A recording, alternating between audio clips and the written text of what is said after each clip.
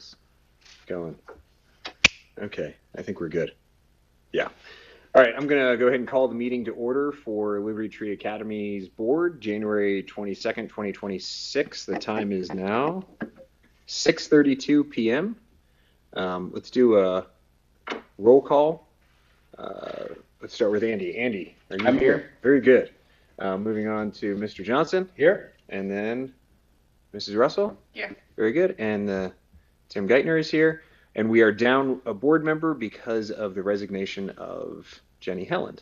Let's move on to our Pledge of Allegiance.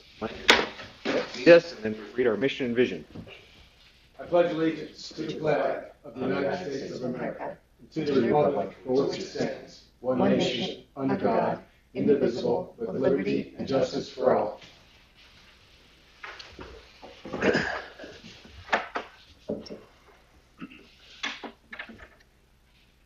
Liberty Tree Academy mission. Liberty Tree Academy prepares students through a traditional, content-rich education in a disciplined and orderly environment to be self-governing citizens who are equipped to carry out the vision of our nation's founders to preserve and perpetuate liberty.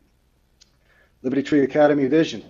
Liberty Tree Academy is dedicated to authentic, traditional American education, to be a community that actively cultivates character in a challenging and engaging learning environment. Very good. And we'll turn over to you, Andy, for a Founding Fathers quote. From Samuel Adams. Neither the wisest constitution nor the wisest laws will secure the liberty and happiness of a people whose manners are universally corrupt. Very good. Thank you. All right, we're moving on to item number 6, which is the approval of the agenda. I need to make one amendment to the agenda, specifically to item number 11A. 11A currently reads, pursuant to Colorado Revised Statute 246402-4 Bravo, conference with public entities attorney to receive legal advice regarding options for providing special education services. We're going to add providing special education services and D49 gender-based policies and lawsuit. So that's the only edit that I have. If I could have a motion to adopt the agenda as amended. I'll make a motion to adopt the amended agenda. Very good. If I could have a second. Perfect. Very good. Thank you. Let's go ahead and move on to item number 7, which is board member reports. If anyone has anything to add. Yeah. LTA middle school boys basketball won our first ever championship at the Black Forest League championship tournament. It was a fantastic season, and very, very proud of them. The ladies finished third. They ended up winning their last game fairly handedly and came back from a loss in the semifinals to finish the season with a win. And then our esports teams had regionals, and they finished 3rd and 6th out of roughly 100 teams each. So really, yeah, they did very well on that a couple of months back. But okay, very good. Thanks, Andy. Appreciate it. Anyone else? No? Okay. Let's move on to headmaster report. Mr. Siegel, the floor is yours. Thank you. I have 6 items to report on. First, the staffing is pretty stable coming into the new year. We had 2 teachers leave mid-year. Replaced that with another teacher. So this week has been the introduction of that teacher as well. Letters of intent were due on 1/15 for next year, which to give me an idea of hiring needs. I'm in the process of evaluating those statements of intent. I will travel to Hillsdale February 11th and 13th to attend my classical job fair with probably a pretty good knowledge of what our needs are for next year that we want to recruit from there. In terms of academics at the moment, Poetry Out Loud, we're having our school contest next Friday the 30th, which will be pretty exciting. We also are planning an academic showcase award ceremony for May. This will be new, but fitting our academic mission to give awards for excellence, particular classes, rather than just straight honor rolls. still moving more closely to following the Hillsdale curriculum. In terms of activities, Mr. Stuckwith already highlighted a few things. Let me add about girls basketball, that it was their first postseason trophy ever. So that was huge. The girls varsity basketball won their first conference game ever last month. And the boys varsity basketball team is ranked 22nd in the state in 2A. Really tough week with Seminole on Tuesday and Peaks Charter on Friday is the number 2 team in the state in 2A. So we're having a fun week. And the auditions are this week for our spring musical, so that's pretty exciting. They've been every day right there, so we're lines out the door to audition, which is kind of fun. Lots of little orphans. And then in terms of enrollment, right now we are at 464 returning. People who say they will return, 29 new kindergartners and 28 other new students. I had an 8th grade night last week, a information night before, a kindergarten open house next week, and then I'll have another information night. I'm probably going to schedule 2 more and do it with a mailing to the west of us to recruit in those areas. You said 464 returning. Yes. 28 new or kindergartens. Kindergartners. 29 kindergartens. That's larger than the senior class, so that would be a plus there. And then 28 other new students. Okay. Currently. Right. That was before D49 started making decisions. One important thing to report to the board is I had a phone call with Hillsdale in early January about the process for returning to member school status, and it is a invitation-only process. And the way we can prove worthy of an invitation is to follow the Hillsdale best practices, which I shared, particularly from the board point of view, practicing those practices from the board, and also our use of the K-12 library. I'm hoping, I haven't got I'm going to try emailing someone else. At one point they said, don't let your board have access, but there are board documents on there, so I'm trying to figure out what they want before I just... And that's on the library? That's on the library. It is. Yes, yeah, which is very nice. Last item is 26-27 calendar. I was required to get a calendar to B49 as of the 15th. Realizing that we could change things. This calendar has a couple things, changes a couple things, adds a couple days so that we can go to an 8 to 3:15 school day next year, not end at 3:30. Gives a little bit more time for practices after school, so getting kids done with practice, and also allows time for tutoring that won't stretch really too far into the evening of practices and things like that. It was vetted internally with the leadership team, but also through an academic committee, which has more faculty members on to see as well. Mr. Chartier ran all the dates in terms of snow days and things like that. It's pretty much the same cushion that we have this year. And you said what was it? It was 8 to 3 or 8 to 3? 8 to 3:15. 8 to 3:15. This year we're 8 to 3:30. And would that be Monday through Friday, or we It'd be still Monday- have the It'd be Monday through Friday. We would still have the 12:30 dismissal? 12:30 dismissals one Friday a month. Yeah. Just out of curiosity, do we ever run these type of things? I don't know how it's historically done when we're making changes to calendars like this, through any kind of parent teams to kind of get weigh-in from parents, or we kind of make this We have decisions? interior parents that give us that perspective. Okay. But last year when I did the calendar, it was pretty much, I did it in late April. Right. And, That was right after coming on board. and this way, I mean, we have time to tweak it if we need to. Okay. I haven't, it's been shared mainly at the leadership level in the school and not with all the teachers Did we receive much feedback with the change in calendar last year going from Fridays at the noon dismissal to the once a month, 12:30? Is there much? Not really.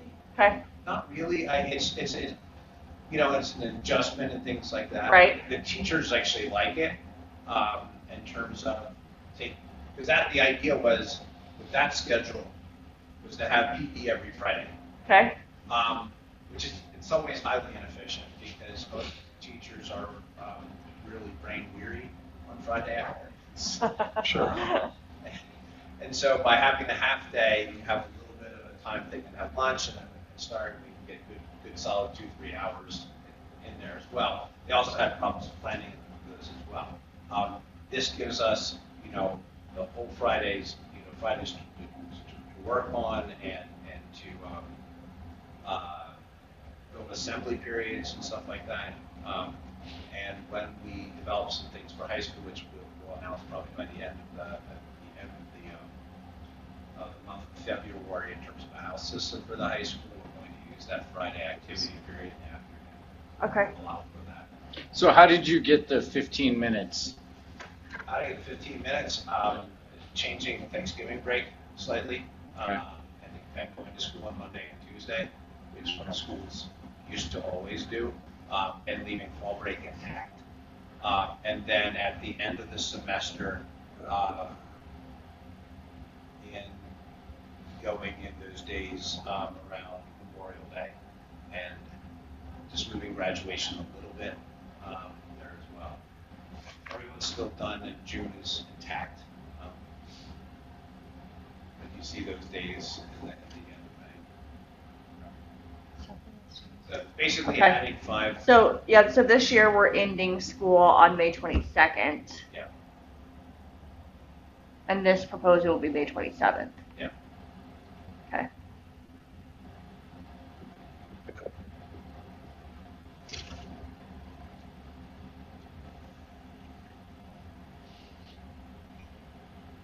And it looks like we still remain that we start, We started at the same time. well, but we start really about, where do we start? So probably, A week and a half before the rest of the district, because most of the district starts July 30th, yeah, August 1st. yeah, yeah. Which accounts for the fact that we only have 1 week for spring and 1 week Yeah, for fall yeah, break. Okay. Yeah. But I'm not we're even gonna be sure- I'm not ending even now. sure how they get the minutes even with that, because it's a lot. Yeah. Okay. I'm not a fan of ending later. I really don't care about the 3:15. I think that's fine, but I understand some of the things you have to do to get all the days in there. The days aren't the issue, the hours are the issue. Correct, yeah. I was only on days in Denver and it was beautiful. You can practically do anything, because you only have to have like 160. But when you have to have hours, you have to figure out a way to make those up. Uh-huh. And some schools do it by starting earlier in the day, and if they would start. Really not an advocate for starting any earlier. I don't know how most I people like feel about the that, old but schedule as far as starting half an hour earlier. the 7:30 or Yeah. 7:40, right, for Yeah, upper school? yeah. As far as the 15 minutes, I don't think that's a whole lot of change. Definitely something to look at and think about.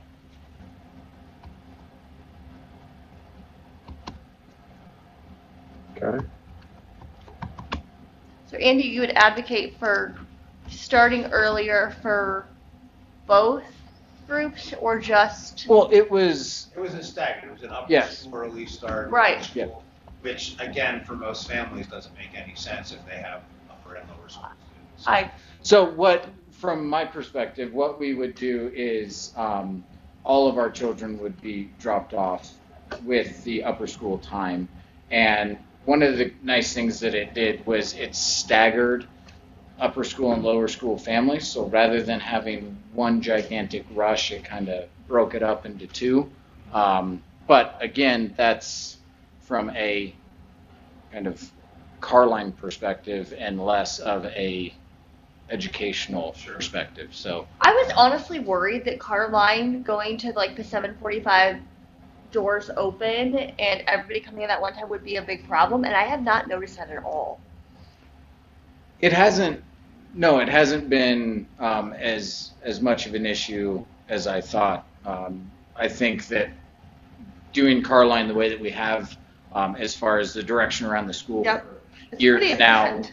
yeah, a lot of parents are extremely efficient at where to go. Our crossing guards do a good job of clearing traffic to turn left Mhm, out yep, of the school. yep. And so, yeah, I definitely think that at the beginning of the year, it was a little bit more of a, It always is. Yeah.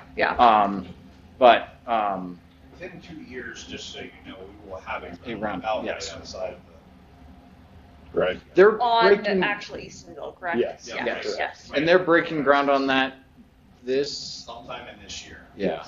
In fact, I think there'll be a couple. There'll be one at Stapleton Yeah. in Eastonville. There'll Yep. be one in front of the Oh, that'll be school. nice. With connecting sidewalks. Yes. Yeah. And then one further up the road it's Judge Orr. Yeah, Judge Orr, I think I think there's a couple Yeah. Okay. that are coming in. So, yeah. I mean, I'm good with this. But, I mean, it's really your call. Yeah. So, I'm just informing you. yeah, yes. I don't have any huge qualms. Noted. Okay, got it. Is that all you? That's all you have? Okay, very good. Let's go on to board discussion. Parent engagement team update. Andy, I left this on here because I figured there was a little bit of an update, and I wanted to turn it over to you to provide any feedback, update, I mean, or otherwise. the update is we have a dedicated core of parents that are getting the parent engagement team up and running. We're always looking for more parents to fill, whether it's what you would consider a small role up to anything that you would consider more of a large role. Just looking for more parent engagement, things like running the door at basketball and volleyball so that our staff doesn't have to be there. Things like that, whether it's helping out, making copies or anything, getting the Fall Fest details all squared away. Just from the little things to the big things, we're always looking for more parent engagement. And the next parent engagement team meeting will be January 29th. So feel free to come by and see how you could come get involved with LTA. How many people or how many parents are actively engaged or members? In the parent engagement team meetings, we normally have about half a dozen. Yeah, 7. Yeah, 6 or 7. And they've been coming into school to work on things. Yeah. Yeah. Okay. They've been at every information night with the PET booth to kind of greet people as they come in. Okay. Yep. Those we just had a couple, but as far as upcoming, nothing jumps to mind other than the next parent engagement team meeting. And that's held here Yes, in in this the room Pikes Peak room. at 6:30. Gotcha. Just follows the pattern of this. Okay. Normally we try to meet a week before the board meeting, but with January Yeah. and the holidays, it was a little bit smarter to meet a week after. Got it. Okay. Very good. Let's move on then to approval of new date for panel discussion, which we postponed due to inclement weather. The original date, if you recall, was January 8th. And this is where we probably need to use our existing calendar for 25, 26, so that we know what will work well. We also want to make sure that we give enough time to recirculate the discussion, and that those are panelists that were committed to participate have enough time on their calendar. We were looking at a Thursday previously, So let me look at my calendar. Are you How far out thinking are you? that February's too quick of a turnaround? I don't know that it's too quick if we look towards the end of February. February will be hardest with gym time. Okay. Conflicts. Okay. If we wait till after basketball season, I think things will be much easier. When is the official end of basketball season? It's February. End of February? So if we looked to say March 5th, that would Yeah. allow for. I mean, I think I like that. That gives us enough time to coordinate with our panelists to make sure that that's good. I would recommend that we keep it at the same time. I think we had a 6 p.m. start time. I do wonder. I think we could. I was thinking of just marketing or advertising in the sense of social media and whatever else. But I think March 5th I think would work well. Let me confirm that. Okay. Okay. So we'll say a tentative March 5th, 6 p.m. in the gym until we get confirmation from Mr. Siegel that we're good to lock that date in. Okay. Perfect. All right. And then past meeting minutes. I don't have any edits. It was pretty easy. This one, we're going to have edits because we had to edit the agenda. So anyways, anybody have any thoughts on past meeting minutes? No, sir. No? Okay. Moving right along. That moves us to item number 10, which is public comment. I think we have one speaker. Let me read this little blurb. And let me get a timer going unless... I can get that. Okay, perfect. Let me go ahead and read this. We appreciate and welcome comments on Liberty Tree Academy school operations and programs. We ask that your comments be made in a respectful and orderly manner. Follow-up action items may be assigned to the appropriate board or staff member depending on the comments. During public comment, board members may choose not to respond to any comment made in public session. In accordance with board policy, public participation is limited to 3 minutes per person. Thank you for participating in our public comment forum. The floor is all yours. I only had 2 minutes. You have 3. Ready? An extra minute now. This is great. I'm just going to spend my time. Go. Thank you for the time here. I actually had 3 different items I wanted to discuss, or at least get feedback on, and I don't know if that's possible yet or not. But one was whether or not the D49 cuts were going to affect LTA at all. I don't know that anything's been made public about that, so that may be something you can't comment on. But I know I'm not alone in the parents of wondering, OMG, do we need to worry about something happening here?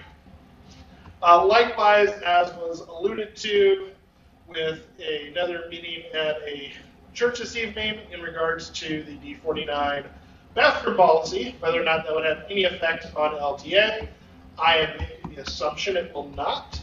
But I would like to see that in some sort of writing, just for my own personal benefit. Lastly, because unless it's Minecraft, my kid is pretty oblivious as a 3rd grader to what's going on around him. I do walk him in every morning and pick him up every night. And I see more parents driving through the parking lot on phones, not paying attention. I've seen on numerous occasions kids almost get run over. And part of this, which is not helping, is they being parents, have taken to using the exit lane from the parking lot as a drop-off point, which then adds... Say that one more time, sorry. No, that's fine. The right-hand lane from the parking lot as a drop-off point. Okay. And then the kids have to cross in front of traffic. Then either will run across the parking lot through oncoming traffic. They will walk up and then cross over, which is great because there's a crosswalk there. However, I can guarantee you most parents are not looking to the right because they don't expect the kids there. Or they will randomly just meander through, which I saw today, which was entertaining at best. Personally, if I had my druthers, I would spend $25 on Amazon. I priced it last night for a no loading zone sign there and plant a nice chair out there for CSP's finest, or CSP, and start writing some tickets. Okay. Again, I don't know if any of that is board related or not, but I wanted to bring it up. Thank you. 27 seconds Yield to my time spare. back to the- You're very kind. Thank you. Well, this isn't the first time you've brought driving issues up at a board meeting. No. It's been a little while, but this is the second time. So, I see the same thing that you see, and especially when you're turning out into Eastonville, you're looking at the crossing guard stopping traffic in Eastonville, and even if the students are using that crosswalk to just cross our exit line, you don't always see them, and nor do those students normally look for vehicles. So I can see that is an issue. I would like to see us do something about it. It seems like paint isn't quite enough. I had a car tonight going the wrong way as I was trying to go around the building to park. So We will see that though occasionally when it's school in session because the gates are up. So they That is can't true. go the opposite direction. Coming out. Yeah. You can't circle the building, but that's not based on. Correct, Yeah. correct. I'll make a comment onto yours as well. One area that I think we could use some improvement in, it would be helpful, is our stopping guards that stop people, crossing guards. I would love to see a policy or something where we say there's no cell phone usage allowed when they are standing out there at all. If they are standing out there watching for our kids, there should be no cell phone usage. It's just not a good optic, I feel like. No, I'm not happy to hear this. Okay. Tim, do you have anything on the Yeah, I do. bathroom policy? I just want before I go into that, I want to make sure I understand. When you mentioned CSP, I assume we were talking about Colorado Springs No. Police. Yep. Okay, it would be sheriff, but you're talking about specifically on Eastonville. Sam, plant someone right there on No, the- are you talking about the vehicles that are on Traveling. still on Eastonville or in our parking lot? Coming out of our parking lot, turning onto Eastonville. Correct. Okay, so it involves Eastonville. Indirectly, yes. Okay, Yeah. got And it. maybe that's what it needs to have their. And the- Okay, The right lane that you're speaking of is the left lane to go around the building on our property, Correct. and the right lane that forces you to turn right to Correct. confront Eastonville and then go left or right. Correct me, Okay. Mr. Siegel, if I'm wrong, but I feel like at the beginning of the year we actually put out that was the area, the lane that they would stop in to let off students if they didn't want to drive around the building. I remember. I don't remember, so. I remember in the back to school night something about Carline that yeah, I thought there was I a thought map. they were supposed there was a to. map, but If they were going to drop off their student and not drive through car lane, they could use the right lane and drop their student off in the right lane, which is what you'd be referencing, right? Yep. I remember Yeah. something. I feel like I remember something about a conversation that they I could can't stop. remember, but I can find out. Yeah. I was gonna say if we have either that deck That's that was, fine, yeah. it may be worth putting in the lantern, I guess, if it needs to be tweaked and it's not working. But that might be a good way if we are going to tweak it. I don't know. As far as the El Paso County Sheriff, I can reach out to them and see if they It would. could be a heavy hand. Well, I mean, it is a school zone anyways, and I think, to your point and the idea of student safety, if they could even come out periodically and just park themselves there, I think that would be to the benefit of. They do every now and again. I do routinely see Okay. them. I actually saw them today. They were parked up probably Yes, they about were a full. few. They were, yes. Okay, I see perfect. them more frequently than I ever have. Okay. So then there's that's- nothing to be done on private property there, though. Right. But I think some education, like about Sure. what the actual policy Yeah, let me is. see what the And, policy is. 'cause Yeah. I don't know what we told, I don't remember what we told people. okay. Okay. I'm happy to take bathroom policy because you had that as one of your comments, and then as well the D49 cuts affecting LTA.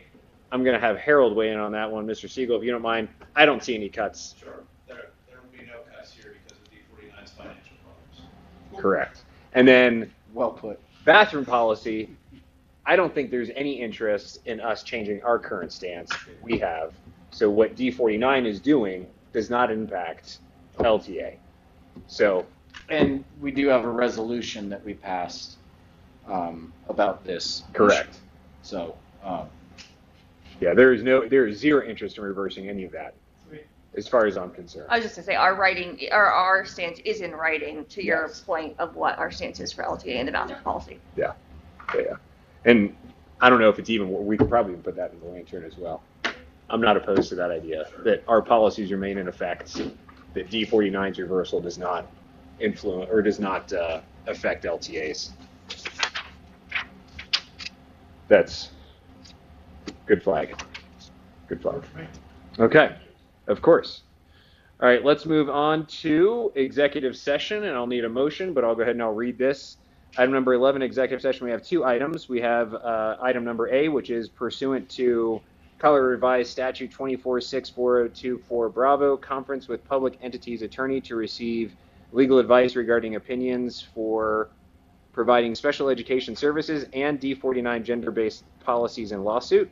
And then we have item number B, which is pursuant to Colorado Revised Statute 246402 Delta, specialized details of security arrangements or investigations specifically to discuss security procedures and processes and what may be shared publicly. If I could have a motion to move into executive session. Make a motion to move to executive session. Very good. If I could have a second. I'll second that. Any opposition? Seeing no opposition, we will return here upon conclusion of our executive session. Thank you.